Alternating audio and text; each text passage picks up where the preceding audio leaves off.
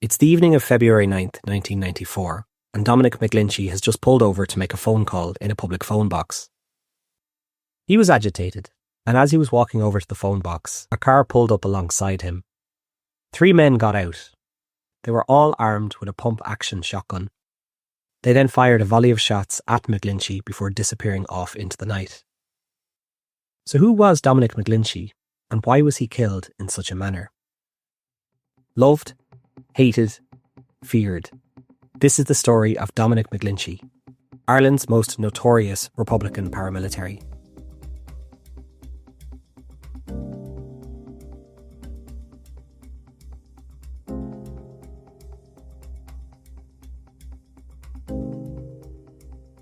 This is the Troubles Podcast, a podcast about the violence and bloodshed that occurred in Northern Ireland, the Republic of Ireland, and Great Britain, as multiple sides and organisations waged a bloody conflict over the status of Northern Ireland.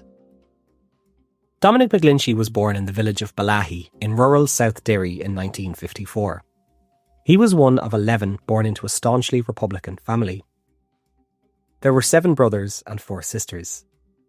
His family were Catholic and his father owned a garage.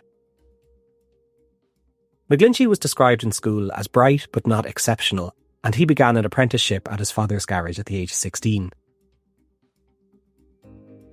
But growing up in Northern Ireland in the 1960s was quite a turbulent time, and in 1968, at the age of 15, McGlinchey began taking part in civil rights marches and protests, advocating for equality and rights for the Catholic population in Northern Ireland. His attendance at these protests brought him to the attention of the RUC's special branch, who would covertly appear at these marches and take photos and build files on what they called submersives. Though McGlinchey was taking part in these protests, he had yet to join any paramilitary group. Then, in 1971, things changed. The British government introduced internment, and McGlinchey and 5 others were swooped up and arrested by the British Army. He was held for 5 days and was denied access to his family or a lawyer. While interned, he was subjected to rough interrogation sessions, asking him details about those he protested with. He was then taken to Long Kesh internment camp, which would later go on to become known as the Maze Prison. It was here he first came into contact with the IRA, in particular older ones who were veterans of the failed border campaign in the late 50s. They weren't particularly impressed with him, describing him as a big kid out of his depth. Many of these Republicans had a significant Marxist lean and would have given McGlinchey books to read by the likes of James Connolly and other prominent writers on the left. He went on to claim years later that his time at Long Kesh was central to his political development and education, but author Martin Dillon disagreed with this, saying that his time there was not long enough to instill a political ideology on him. But he did note that, quote, internment places an impressionable 17-year-old in the company of much more astute and politically committed men. Upon his release from prison in 1972, he decided that he wanted to take part in the physical force movement, which essentially meant that he wanted to enact violence against the security services. But he didn't rush to join either the officials or the provisionals. Instead, he formed an unofficial unit with his friends from childhood, Francis Hughes, Ian Milne and Tom McElwee. Both Hughes and McElwee would later die in the 1981 hunger strike. They then joined up with the Provisional IRA's South Derry unit. Martin Dillon writes in the book The Trigger Men that he suspects that their reasoning for joining the Provisionals was the fact that they had an almost hero worship status that came with being a young provisional in Derry in the early 1970s. To some, these men had become defenders of their community and were encompassing the old heroes of Irish history. McGlinchey wanted to adopt the tactics of the Flying Column, which were a group that operated during the Irish War for Independence some 50 years earlier. These were small, effective groups who never stayed in one place too long and were constantly moving from safe house to safe house while carrying out attacks on the British. McGlinchey, Hughes and Milne wanted to emulate this. At IRA training camps, Hughes and Milne showed significant prowess with marksmanship and fieldcraft, but for McGlinchey, he showed skills when it came to organising attacks. McGlinchey was caught in possession of guns in 1973 and was arrested and returned to the cells of Long Kesh for 18 months. There he spent his time attending classes chaired by IRA leaders. Upon being released, he knew that the security forces would be watching him closely, so he went to ground and disappeared, bouncing around safe houses in Northern Ireland. He was soon promoted to the role of operations officer within the Provisional IRA, meaning he could now select his own targets. But he had no desire to become what he considered an armchair general, and he wanted to continue taking part in the attacks, which were primarily aimed at off-duty members of the RUC and UDR. Dillon writes that these men were vulnerable because they lived in remote, isolated areas. McGlinchey also wanted to target RUC stations in Republican areas because it would be easy for them to escape, as they would have many sympathetic civilians in the area. Here's an account from an operative under McGlinchey's control. Quote, "They seemed to have no fear, while most of us were scared still of being shot dead, wounded or captured by the Brits. Something I can't put a finger on bound them together. McGlinchey was the general. I don't think he ever flinched when he shot somebody." McGlinchey kept coming up at odds against the IRA leadership, often complaining that his men needed better gear and weapons. In his eyes, the best gear went to the Belfast IRA first, and then the Derry ones second. McGlinchey and his crew were involved in scores of attacks, and he even claimed that he was involved in over 200 separate attacks, which is hard to believe. But he did become a bit of a legendary figure amongst Republicans for his brazenness. In one case, he staged an attack on a police station, which saw him brazenly walking up to the concrete bunker outside the station and shooting a police officer at point-blank range. Speaking about killing, though I'm not sure if it was this one, McGlinchey described how he walked up to an officer with a gun in his hand, and the officer looked at him and looked as if he was already dead. During this period, attacking police stations and targeting members of the security services was common, and in one instance, McGlinchey and his gang placed a booby-trapped car bomb under an RUC reservist's car. The man got into the car with his daughter, and the bomb detonated, killing them both. Just to note, this reference comes from Martin Dillon's book Triggermen, and I couldn't find any other information about this attack. In 1975, Dominic McGlinchey married Mary McNeil, and the two went on to have 3 children. Their daughter, and they had 2 sons, Dominic Og and Declan. Mary McGlinchey would have an active role in paramilitarism as well, and we'll get back to her soon. As the attacks continued, the effort to catch them was ramped up. By 1976, the RUC did something rather unusual. They released a wanted poster for McGlinchey and his men. This would have been considered an unprecedented step. They did this again after an incident on the 8th of April 1977, after McGlinchey and Hughes were driving and spotted an RUC patrol. They drove past it and pulled a U-turn, and then got their car stuck on the side of the road. McGlinchey and Hughes got out of their car and started shooting at the RUC patrol, killing 2 RUC officers, 22-year-old John T. McCracken and 19-year-old Kenneth Sheehan. The 2 then disappeared off over some fields. The poster shows photos of McGlinchey, Milne and Hughes and reads, "These men are wanted urgently for interview in connection with murder and other serious crimes in the South Derry area." It's believed that this was an attempt to elicit public support. After the shooting of these 2 RUC officers, McGlinchey was dubbed the most wanted man in Ireland, and there was a lot of pressure from the security services to find him. To combat this, he hid out in the Republic of Ireland a lot. Then, on advice from the IRA's commander in Derry, Martin McGuinness, the men were sent to hide out in New York. Another reason for them being sent there may have been that McGuinness simply couldn't control them and wanted them to be out of the scene. But their time in New York didn't last very long. McGlinchey and his men were wrongly accused of a robbery, and McGlinchey wanted to kill the accuser. But as the man was instrumental in arms importation to Ireland, this was prevented. I did see one source saying that McGlinchey did get involved in a dispute between 2 bar owners, where he showed up with a gun to intimidate one of the owners, and it wasn't long before the men returned back to Ireland. One of the more controversial killings that McGlinchey was known for during this period was the killing of Hester McMullen, which occurred on March 28, 1977. She was a retired postmistress and mother of 7. One of her sons, Jim, was an RUC reservist, and it was he who McGlinchey and his unit were targeting when they arrived at Hester's home early in the morning. Jim had arrived at his parents' house to pick up a lorry for work. McGlinchey and his men were lying in wait, presumably to ambush Jim, but they were surprised when he showed up early, so they started firing indiscriminately at the house. Once the shooting started, Jim jumped into the lorry and tried to escape the gunfire, but a tyre was shot out and he didn't get very far. He ran to a nearby neighbour's house and hid there until the gunmen drove away. Jim was shot, but survived. But Hester wasn't so lucky, and was killed as she sat up in her bed. We'll return back to Hester shortly. McGlinchey's luck ran out in the Republic of Ireland. He had stolen from a mail van, and when approached by Gardaí, he threatened the guard with a gun and stole his vehicle. He didn't get away and was arrested. He was refused bail and was sent to the maximum security Portlaoise prison. Hughes and Milne continued their operations without him, but some said that the South Derry IRA was never the same without McGlinchey and Hughes. Hughes was eventually arrested on the 19th of March 1978 and then died on hunger strike on May 12, 1981. For McGlinchey, his time with the Provisional IRA had come to an end. He was told that upon release he wouldn't be allowed to continue on in a major operational rank.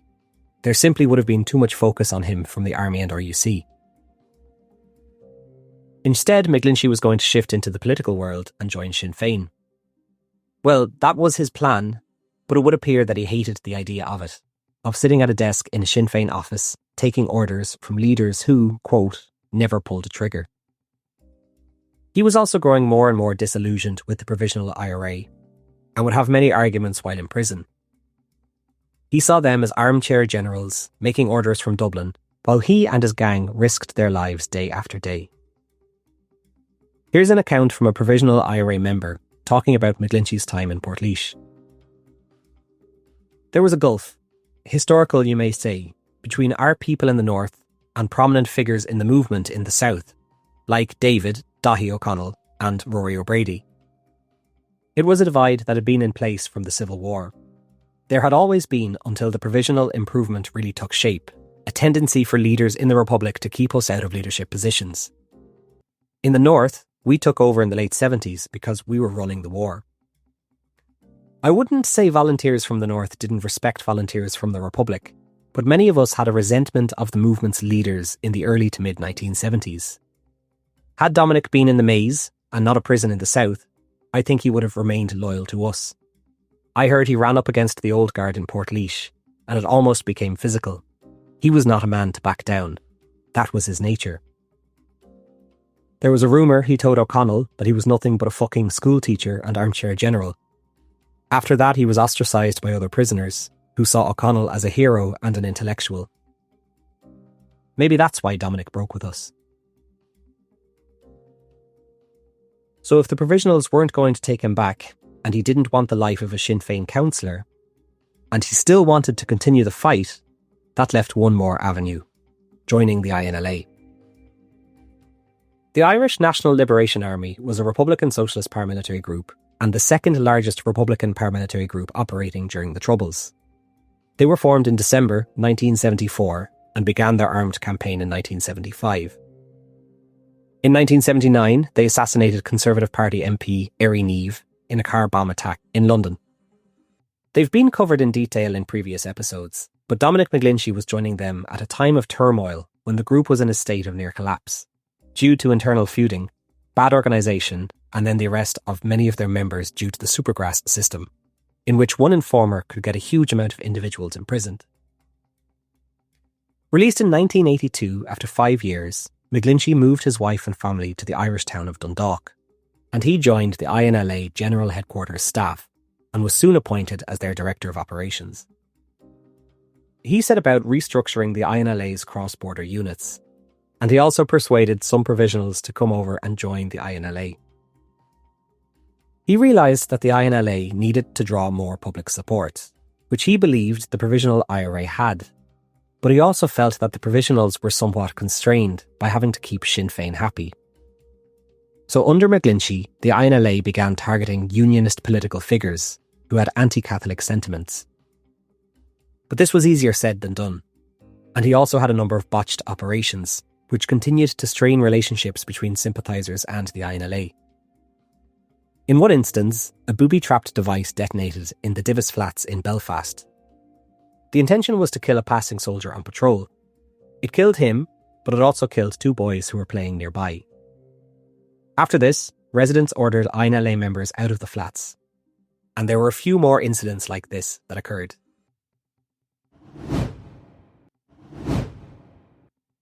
McGlinchey was eager to improve the INLA brigade in Derry and travelled there in 1982 to tell them that they were not pulling their weight. He also met with Martin McGuinness as tensions were bubbling between the INLA and the Provisional IRA, and he wanted to smooth things over. He told McGuinness that they had similar objectives and they weren't opposed to them working together. McGlinchey always held Martin McGuinness in a very high regard. The Provisional IRA were less excited about working with the INLA, feeling that many of its members were ill-disciplined and sectarian. McGuinness even thought about issuing punishments to INLA members in Derry, but decided against it for fear of igniting another feud. By the end of 1982, McGlinchey had personally killed at least 2 RUC members, and he boasted that the INLA had overtaken the Provisionals in the killing of members of the security services. But worse was yet to come. When McGlinchey went to Derry, he told the brigade that he wanted to see more from them, and the brigade intelligence officer came up with an idea. Ballykelly Army Base was the base where McGlinchey had been interrogated as a teenager, and it was common enough for the off-duty soldiers at that base to gather at the nearby Dropping Well Inn to have a few pints after a shift. McGlinchey ordered surveillance at the inn to determine when the pub was most busy, and that would be the time they attacked. The pub was frequented by civilians too, but in the eyes of McGlinchey, anyone who fraternised with soldiers, even Catholics, were fair game, calling them consorts. On the evening of December 6th, 1982, around 150 people were inside the pub. An INLA member entered the pub and placed a handbag on the ground and left. Inside the handbag was a 5 to 10 pound Frangex bomb. Not a massive bomb, and small enough to fit in a handbag, but the handbag was actually placed beside a support pillar for the pub. The bomb was a time bomb which detonated shortly after, collapsing the bar. Nearly 70 people were injured in the worst incident for 3 years. The Northern Ireland Secretary called it a massacre without mercy, and the Prime Minister said the government won't rest until the killers are brought to justice. The explosion happened in the little village of Ballykelly. Close by, several hundred British soldiers from the Cheshire Regiment are garrisoned. Many of them were off duty at a disco in the Drop-In Well pub when, without warning, the bomb went off. 11 soldiers and 6 civilians were killed in this attack, which was the INLA's deadliest attack of the entire Troubles. The attack was universally condemned on all sides, and initially suspicion fell on the IRA, but they were quick to deny it. 2 days later, the British Army had placed the blame on the INLA, who issued a statement reading, quote, "We believe that it is only attacks of such a nature that bring it home to the people in Britain and the British establishment. The shooting of an individual soldier, for the people of Britain, has very little effect in terms of media or in terms of the British administration." Shortly after the bombing, in an interview, McGlinchey said that he had warned the pub's owner 6 times not to serve British soldiers, but it is believed that this is a lie. He expressed no remorse or regret and said that the bomb had been placed beside the pillar to minimise casualties. But again, the collapse of the pillar caused significantly more deaths than the bomb itself. With this somewhat indiscriminate bombing and the complete lack of remorse, McGlinchey had cemented his reputation as a ferocious leader. And he found himself, again, the number 1 target by the British Army. But as he lived in Dundalk, in the Republic of Ireland, they couldn't touch him. And McGlinchey was very careful. He only crossed the border when taking part in an operation. Special Branch and military intelligence did make sure to watch the routes he took into Northern Ireland, and they also had a secret reconnaissance unit watching him in the Republic of Ireland, which, if caught, would have been a huge scandal between the British and Irish governments, as British forces were not allowed in the Republic of Ireland. So carrying out effective reconnaissance on him was not easy.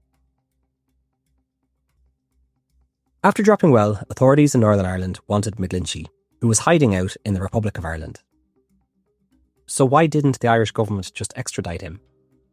Well, for one, they couldn't find him as he was in hiding, but extradition was an extremely controversial topic when it came to paramilitaries.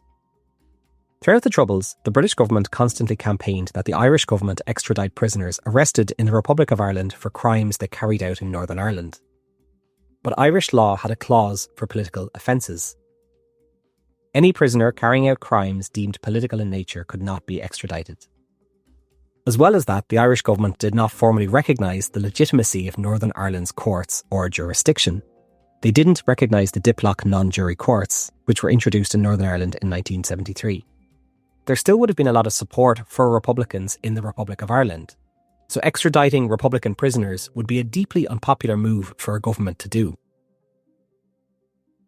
Despite this, the RUC requested that McGlinchey be extradited to Northern Ireland for the killing of grandmother Hester McMullen.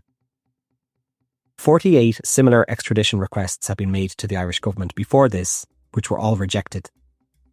This extradition request for McGlinchey had been sitting in limbo until the aftermath of the bombing at the Dropping Well Inn. In the wake of the bombing, McGlinchey had become a hate figure and had been branded a mass murderer in the British House of Commons. There was an immense amount of pressure on the Irish government to issue the extradition, and for the first time in Irish history, one was granted.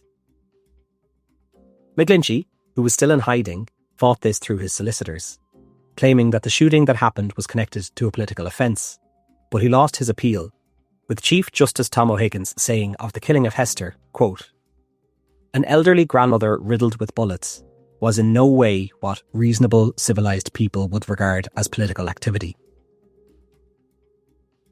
So with the extradition request granted, now all they had to do was find him, but this was no easy task. The RUC hoped to catch him in Northern Ireland at a security checkpoint. He was so wanted at this stage that it would appear that they had permission to shoot him on sight. Though this isn't very clear, and I don't think the British Army would ever publicly acknowledge this. But as they couldn't track McGlinchey easily, they honed their focus on his associate and friend of his wife, Mary, Seamus Grew. They believed that if they tailed Grew in Northern Ireland, it would eventually lead to McGlinchey. The following part is incredibly murky, but I'll give it a go. On December 12th, 1982, Seamus Grew and Roddy Carroll were stopped at a checkpoint in Armagh. RUC intelligence believed McGlinchey was in the car with the men, and he'd been seen getting into the car with what looked like a bag of guns. It would appear that he got out of the car before the men were stopped at the checkpoint, or he was never in the car in the first place. But what is clear is that this is 6 days after the bombing at Dropping Well, and there's a heightened tension amongst the soldiers at the checkpoint, and they may have believed that the most wanted man in Ireland was in this car with a bag of guns. Grew and Carroll stopped at the checkpoint, and the handbrake was applied to the car. They were both unarmed, and shortly after stopping at the checkpoint, the soldiers opened fire on the men, killing the two of them. This is one of those killings which falls into the highly controversial shoot-to-kill policy. Could the men have been arrested, or was it always the army's intention to kill them? The RUC released information after the killing, saying that McGlinchey was their intended target, which in a way would justify the killings in their eyes as he was so dangerous. But other sources I've come across say that Grew and Carroll were actually the intended targets. Either way, this killing of the INLA men enraged McGlinchey, and he believed that he'd been betrayed by one of his own, that one of his men had turned informer and told police about where Grew and Carroll would be. Within a few months, suspicion fell on Eric Dale, a 43-year-old INLA member who lived in Monaghan with his partner and 3 young children. On May the 3rd, 1983, there was a knock on the door of his home. Dale opened the door to 3 masked gunmen. One of the gunmen was McGlinchey himself. His partner Claire recalls, quote, "As Eric opened the door, the masked men entered and came into the sitting room. I was shaking and trembling, and the masked men told me everything was all right and not to panic. The only people in the sitting room were me and my 3 children." The man talking to her was McGlinchey himself, who told her to be calm and allowed her to bring one of her children to the bathroom. As she crossed the hall, she saw at least 6 masked individuals standing over Eric, who was lying face down on the ground. One of these individuals was McGlinchey's wife, Mary. The The masked McGlinchey told her that they were taking Eric away to question him about guns, as something was missing. As Eric was marched out of the house, he looked to Claire and said, "I never harmed anybody." He was loaded into the trunk of Claire's car, which was then driven off into the night. This was the last time Eric was ever seen alive. 4 days later, his body was found bound and wrapped in plastic on the side of the road between Newry and Dundalk. He had been shot in the head, with proof of torture on his body. I've read one source mentioning that McGlinchey once tortured a man by repeatedly burning him on an Aga stove. Other accounts mentioned red-hot pokers and electrocution. It's believed that he utilised a range of gruesome tactics to secure confessions. The INLA later released a statement saying that Dale had admitted under interrogation that he had provided information to the security services regarding the movements of Grew and Carroll. The statement also mentioned that Dale had been asking regarding the whereabouts of McGlinchey, perhaps to give that information to those who were looking for him. McGlinchey's son, Dominic McGlinchey, gave an interview in 2025, which I'll talk more about later. In that interview, he said that the informer was actually a man by the name of George Points, and not Dale. I've also seen one source saying that McGlinchey killed Dale as a result of jealousy, after he believed that Dale and his wife had an affair while he was in prison in 1980. Regardless as to why he was killed, this was one of the many murders which spread fear in the ranks of the INLA. And they weren't just scared of Dominic.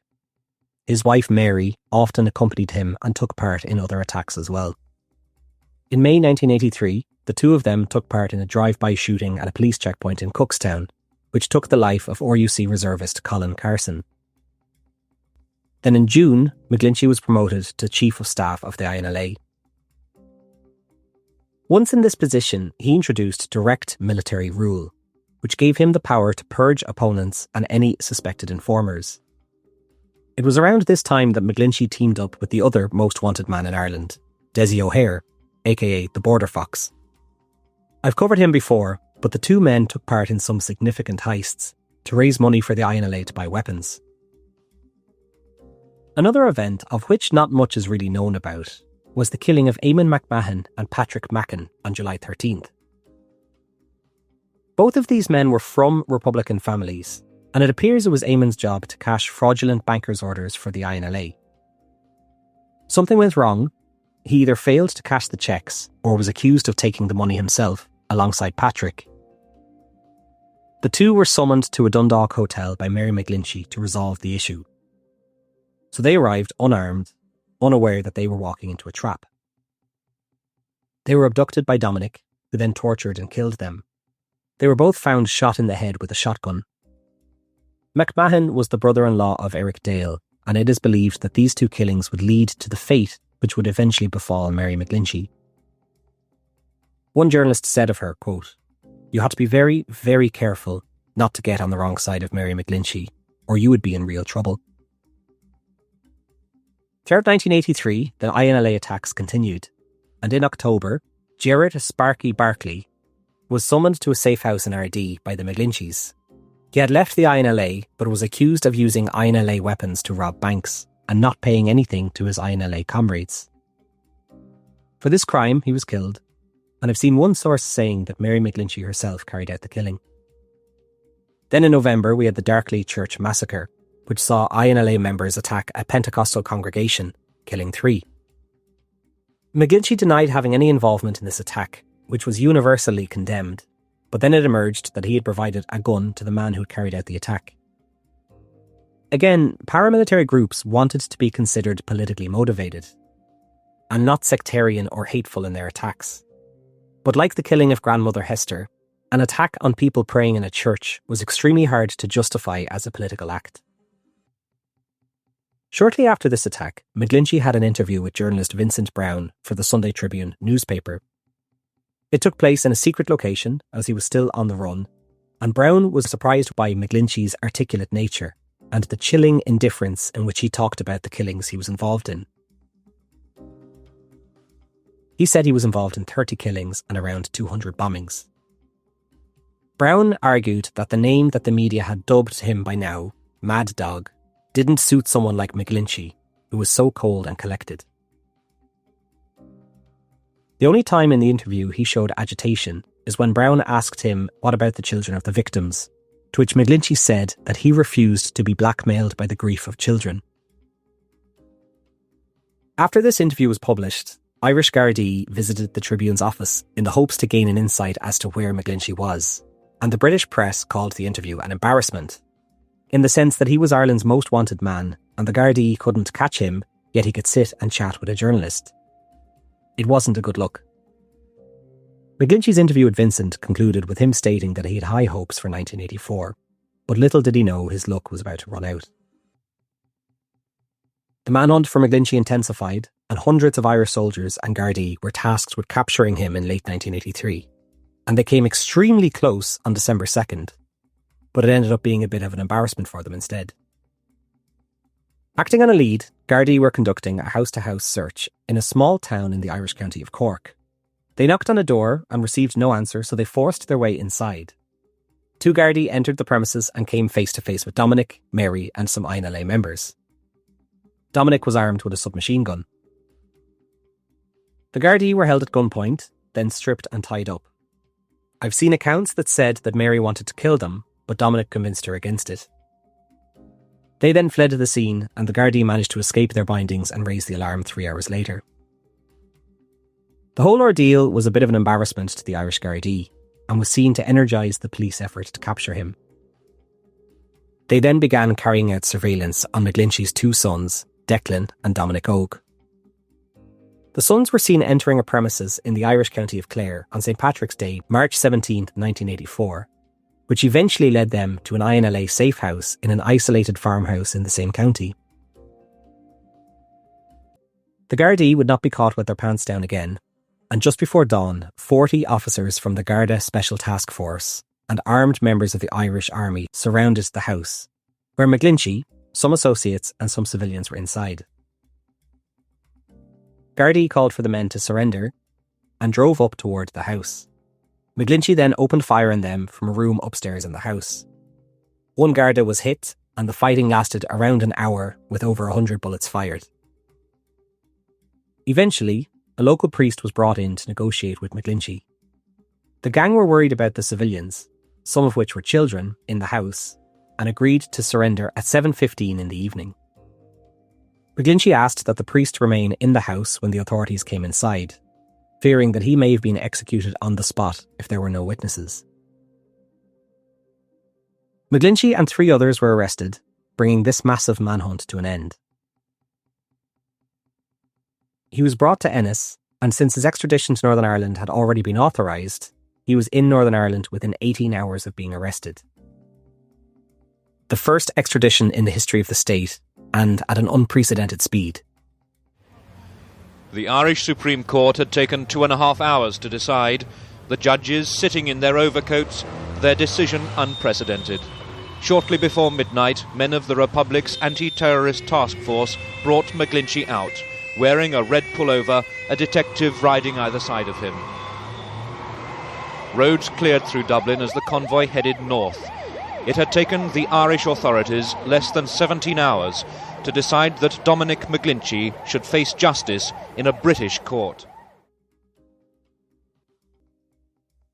This extradition was met with a variety of opinions. There were those in the Republic of Ireland who wanted him charged with the crimes he committed there first. The British Secretary of State declared that the arrest was a major victory in the struggle against terrorism. Political party Sinn Féin said the extradition caused a sense of treachery and anger. By this stage, the IRA were not fans of McGlinchey, but this could set a precedent that they could also be extradited to Northern Ireland, so they were understandably against it. The Irish Taoiseach, Fine Gael's Garret Fitzgerald, gave it his vigorous backing, and the opposition party Fianna Fáil maintained an uneasy silence. So with McGlinchey in Northern Ireland, what charges did he face? Well, though I've spoken about many of them, it was very hard to actually tie McGlinchey to a crime that had enough evidence to convict him in a court. And in this case, he was being tried for the killing of grandmother Hester, which had occurred 7 years earlier. Was there enough to convict him? There were 5 witnesses, and McGlinchey's fingerprints were found on the car which was driven during the shootout. He had also admitted that he was a member of the IRA, which were a proscribed organisation. Shortly before this case went to trial, McGlinchey was granted a temporary parole after his daughter died of meningitis. He attended the funeral and then was returned to custody. When the case went to court, 5 of the witnesses didn't show up. This wasn't unusual during the Troubles, due to intimidation or fear of retribution.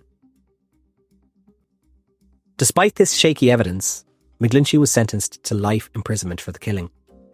He appealed this, and 1 year later the conviction was overturned. The courts found that admitting that he was in the IRA didn't mean he was involved in all IRA attacks, and that the fingerprints on the car could have been placed there upwards of 30 hours before the attack. So after all of this, the manhunt, the extradition, and the lengthy court case, McGlinchey was released from Northern Irish custody. So did he set about rampaging again? Not quite. The first man to be extradited from the Republic of Ireland to Northern Ireland then became the first man to be re-extradited from Northern Ireland back to the Republic of Ireland on October 11th, 1985. In the Republic, McGlinchey was tried as a result of the shootout in Clare. During the court case, he was commended for not firing on Gardaí when he had the chance to. In 1986, he was eventually sentenced to serve 10 years back in Portlaoise prison, where by all accounts he became a model prisoner, studying constitutional and extradition law and even giving aid to other prisoners.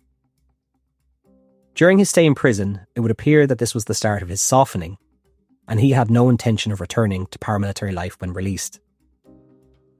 But on the outside, there was absolute chaos in the INLA. Once behind bars, McGlinchey could no longer act as Chief of Staff of the INLA, which would see them descending into a violent and chaotic period of internal feuding. During his leadership, he had a firm grip on the group, and he eliminated any form of opposition.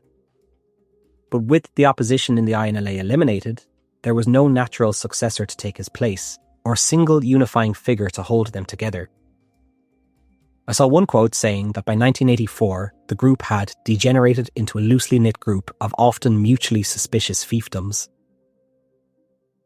With McGlinchey gone, a power vacuum was created, which many ambitious INLA figures wanted to fill, which caused the group to fragment even further, into essentially 4 different factions. Things quickly became violent, and between December 1986 and March 1987, 12 people were killed as a result of this fighting. And there wasn't much that Dominic McGlinchey could do behind bars. He tried to hold things together, but the INLA was coming apart at the seams. It's believed that while he was imprisoned, Mary tried for a while to run things as leader, as she had a good knowledge of the inner workings of the group. But her violent past would eventually catch up with her, which brings us to February 1st, 1987. It was around 9 p.m. in the evening in the family home of Dundalk, and Mary was bathing 10-year-old Declan. 2 gunmen wearing balaclavas broke in through the back door and ran upstairs. They came face to face with Mary and Declan. The gunmen opened fire with automatic weapons, shooting Mary between 5 to 10 times, and then killing her with a headshot. She fell headfirst into the bath, and the gunmen fled the scene. This killing, in front of her children, caused revulsion to outsiders, but for those within INLA circles, very few shed tears. Mary McGlinchey had allegedly in the past snared INLA men to their deaths, and many in policing and INLA circles claim that this killing was retribution for Mary's involvements in the deaths of Eric Dale and Eamon McMahon, though even today it remains a mystery why she was killed. The method of killing, shot up close and personal in front of her children, implies that this was personal. The investigation into her killing didn't have much steam behind it either, with evidence being mishandled and some files going missing. I even found one account stating that the bathtub, which was riddled with bullets from the killing, was taken by the Dundalk guards and eventually used as a flower box in one of their yards. The heavy police guard at Killeen had to wait nearly 2 hours for the funeral cortege to arrive. Once at the border, the Garda presence was hurriedly exchanged for an RUC escort, and the cars sped on their way. The delay came at the morgue at Dundalk as a last-ditch attempt was made in the courts to get husband Dominic McGlinchey from Portlaoise prison to see the body before burial, but it came to nothing. The hearse left Dundalk after 1 o'clock and made its way to the family home at Toonbridge, County Antrim. Mary McGlinchey will be buried at Ballykelly, County Londonderry, like her 15-month-old daughter Marie, who died little more than a year ago of meningitis. So far, the Republic's Justice Minister, Alan Dukes, has refused to allow Dominic McGlinchey to attend the funeral. He said his presence there might lead to the possibility of further bloodshed in the community. We don't know how Dominic McGlinchey reacted to her death. He was taken aside and told in private by a prison officer. He was then moved to a separate part of the prison, away from other INLA members, just in case he was next to be targeted. The children then went into the care of their grandparents. In March 1993, Dominic McGlinchey was released from prison, 6 years after the death of his wife, after serving 7 years of his sentence. It's believed that Mary's death and his lengthy sentence softened him, and he expressed a desire to leave paramilitarism behind. Politically, he was also critical of the Hume-Adams talks and the Downing Street Declaration, all of which were paving the path to peace. He also started investigating the link between the loyalist UVF and a corrupt IRA unit in Dublin, believing that the two were working together to launder money. He first moved to Dublin, then Drogheda with his sons. He found part-time work in a local supermarket, and from the outside it appeared that he was trying to live a normal life. But like Mary, Dominic had made many, many enemies, and now that he was out of prison, they wanted revenge. Just 3 months after being released, the first attempt on his life occurred. In his own words, quote, "When I parked the car, I saw movement behind me. I thought it was a member of Special Branch. Then I saw the submachine gun coming out. I made a run at the guy. There were 2 young girls in the car and I was afraid they might be hurt. By running at him, I got my hand into the breech of the gun. That is what saved me. He shot me in the hand and at the top of the forehead. One of the bullets lodged in my back." McGlinchey survived and was kept under an armed guard while the bullets were removed from him in hospital. And when asked who he believed was responsible for this attack, and if it was the INLA, he dismissed this, claiming it was Billy Wright and his loyalist volunteer force. Them or British intelligence. In the wake of this attempted hit, McGlinchey told a friend he believed that he would meet a violent end, which is something he had said multiple times throughout his life. He no longer had the support of any paramilitary group, and living a civilian life is incredibly dangerous without that backing. Here's a former Provisional IRA member talking about McGlinchey. "McGlinchey was high profile and a lot of people wanted him dead. The Brits and RUC certainly had a bead on him, even if only out of revenge for killing a lot of their people. When he was operating with us and later in the INLA, he was always on the run. When you are on active service, you are constantly aware of your security. It's instinctive. You use safe houses, you never stay anywhere for too long. You watch your back, and you have other people watching it for you. Take all that out of the equation, and you are as vulnerable as some of the people you used to target. That was McGlinchey's problem. He failed to understand that he's become a sitting duck." McGlinchey's past finally caught up with him on February 10th, 1994. He and his son, Dominic Ogue, dined in a friend's house and then left to return a video rental to the shop. It was late in the evening and Dominic Ogue described his father's demeanour that night as agitated and emotionally upset. It was 11 p.m. as McGlinchey and Dominic Ogue were returning home. For some reason, he stopped to make a phone call from a public phone booth. His son waited in the car. Almost immediately, a red Mazda pulled up alongside McGlinchey in the booth. 3 masked men got out of the car. The men were armed with pump-action shotguns and a pistol. They immediately unloaded the weapons into the booth, firing into him around 14 times. The attack ended with a coup de grace in the head, even though McGlinchey was dead already. It's believed that his last words were, "Jesus, Mary, help me." 16-year-old Dominic Ogue watched the entire thing and ran to a nearby house screaming, "They shot my father." This would be the second time a parent was executed in front of him. This is the version of McGlinchey's death I had originally researched and written, but in July 2025, Dominic Ogue gave an interview to Sean Murray of Red Wolf Media, where he talked about his father's killing and told his version of the story. So here's his version of the story on the day his father was killed. He mentioned that loyalists from Portadown were travelling to Drogheda to meet known Republicans from Dublin. McGlinchey was aware of this and wanted to put a stop to it, and met with Republicans in South Armagh. He demanded that the meeting in Drogheda be stopped, and said that if they wouldn't stop it, he would. But McGlinchey would be dead before this meeting occurred. On the night in question, he picked up his son Dominic Ogue, and they stopped off at a person's house to give them a mass card. They then drove across Drogheda to stop into a shop. Dominic Ogue recalls that this entire time the gunmen were already at the shop and were following McGlinchey. When McGlinchey left the shop, they continued to follow him. As he passed by a public phone box, Dominic Ogue reminded him that he wanted to make a phone call. He pulled over, and before he got out of the car, he asked Dominic Ogue if he was hungry and wanted to get something to eat. McGlinchey got into the phone box as the gunman's car pulled in. Dominic Ogue remembers jumping out of the car and shouting to his father to run like fuck. Dominic ran to try and get help, and when he got back to the scene, his father was laying on the ground dead. He completely dismissed the claim that McGlinchey said, "Jesus Mary, help me," and it would appear that McGlinchey died immediately after being shot. But he does question the lack of Garda presence. They were present throughout the day, as there had been a previous attempt on McGlinchey's life, and seemed to disappear shortly before the shooting. The Gardaí said that they were not watching McGlinchey. Quote, "He was not in hiding. He drove his car around the town and was known to us here." So the question remains, who killed Dominic McGlinchey?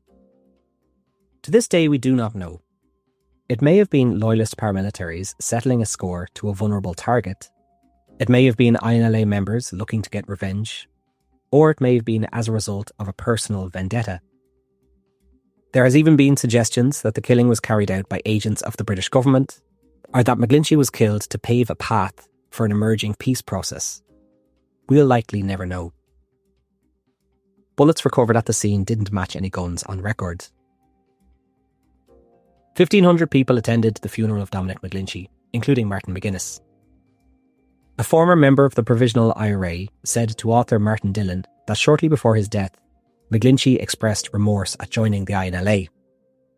Had he stayed with the IRA, he would have been stood down from active service after his first release from prison, and would probably have been involved in the peace process. Dillon didn't believe this, saying that a man like McGlinchey wouldn't have wanted to be in the IRA if he couldn't lead it, and he had no interest in the peace process. A man like McGlinchey would have started his own private army. McGlinchey was not given a paramilitary funeral, though his coffin did have the tricolour draped across it. Civil rights campaigner Bernadette McAllister gave the graveside oration. In the days since his death, the media had claimed that he was involved in drug dealing, so she directly addressed the media saying, quote, "Curs and dogs, may every one of them rot in hell. They've taken away Dominic McGlinchey's character and they will stand judgment for it. He was the finest Republican of them all. He never dishonoured the cause he believed in. His war was with the armed soldiers and the police of this state." This brings us to the end of the life of Dominic McGlinchey. He was many things to many people. In tabloids, he and his wife, Mr. and Mrs. Mad Dog. Author Edna O'Brien referred to him as most reflective and at the same time most forthcoming. Author Tim Pat Coogan went on to call him a latter-day Ned Kelly. In his heyday, McGlinchey was one of the most feared and lethal paramilitaries operating during the Troubles. In total, it's estimated that he was responsible for 28 murders, 30 bombings, and 11 armed robberies. Most of his victims were members of the security services, but some were civilians. During research for this episode, I saw a quote saying that McGlinchey became a victim of the same cycles of retribution that he perpetuated. And when he wanted to walk away and have a quiet life, that wasn't possible. He had made too many enemies. In 2023, his son, Dominic Ogue, brought a case to the High Court in Ireland, claiming that the state had failed to properly investigate both of his parents' murders. In court papers, Dominic McGlinchey acknowledged his parents' involvement in conflict and that unimaginable things happened, but said that he was taking legal action in pursuit of truth and closure. As of writing, it appears that the case is still ongoing, but Irish Gardaí have admitted that the original file on the murder of Mary McGlinchey cannot be located, and there doesn't seem to be much progress in the investigation of the killing of Dominic Sr. Dominic is the last surviving member of the McGlinchey family. He saw both of his parents killed, his sister died at a very young age, and his brother Declan died of a heart attack at 39 in 2015. Despite having such a traumatic childhood, Dominic has gone on to live a full life, marrying and having 4 sons.